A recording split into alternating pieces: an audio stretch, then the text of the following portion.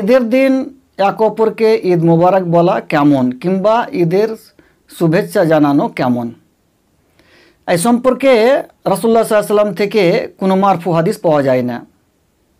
দুটো হাদিস আছে তাকাব্বালাল্লাহু মিন্না ওয়া মিনকুম বলা সম্পর্কে মারফু হাদিস, কিন্তু হাদিস দুটো জয়ীফ।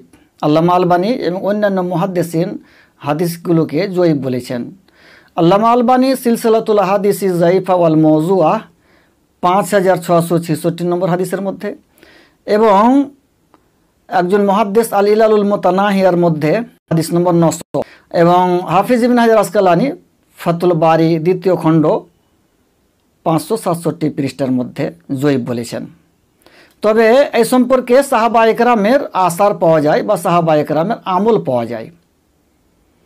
মুহাম্মদ ইবনে জিয়াদ উনি বলছেন যে আমরা সাহাবী আবু উমামা রাদিয়াল্লাহু তাআলা আনহু এবং আরেকজন সাহাবী ওয়াসিলা ইবনে আসকা রাদিয়াল্লাহু তাআলা আনহুর নিকটে যেতাম ঈদুল ফিতরে কিংবা ঈদুল আজহায়।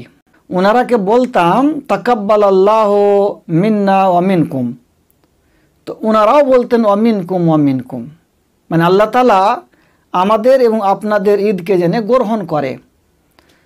তো ওনারাও বলতেন যে আপনাদেরও ঈদকে যেন আল্লাহ তাআলা গ্রহণ করে।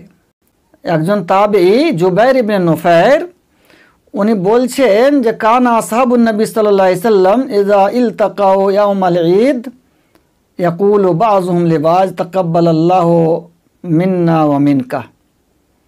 সাহাবায়ে কেরামের ঈদের দিন এক অপরের সঙ্গে সাক্ষাৎ যখন হতো তো সাহাবায়ে কেরাম এক অপরকে বলতেন তাকাব্বালাল্লাহু মিন্না ওয়া মিনকা। এর হাদিসটা হাসান আছে, হাফিজ ইবনে হাজার আসকালানি এর সনদকে হাসান বলেছেন ফাতুল বারি দ্বিতীয় খণ্ড 567 পৃষ্ঠায়।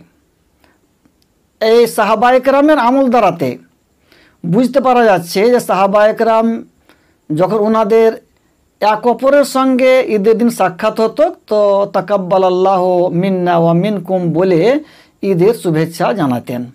শুভেচ্ছা জানানোর জন্য এই শব্দটাই সবচাইতে উত্তম হবে।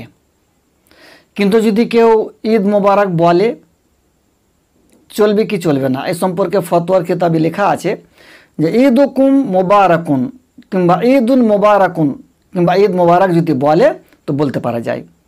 এই সম্পর্কে ফতোয়া লাজনা দায়মা 7ম খণ্ড 156 পৃষ্ঠা, ফাতাওয়া নুরুন আলা দারব 13তম খণ্ড 377 পৃষ্ঠা, এবং আল্লামা সালেহ উসাইমিনের ফতোয়া মাজমুয়া ফাতাওয়া ওয়া রাসাইলুল উসাইমিন 16তম খণ্ড 210 পৃষ্ঠা, এবং ফাতাওয়া আরকান ইসলাম 1ম খণ্ড 396 পৃষ্ঠা। এনাদের কথা হলো যে কোনো শব্দ দিয়ে ঈদের শুভেচ্ছা জানাতে পারা যায়, এই জন্য ঈদ মুবারক বা ঈদুকুম মুবারাকুন বা ঈদুল মুবারাকুন বলাতে কোনো অসুবিধা নেই।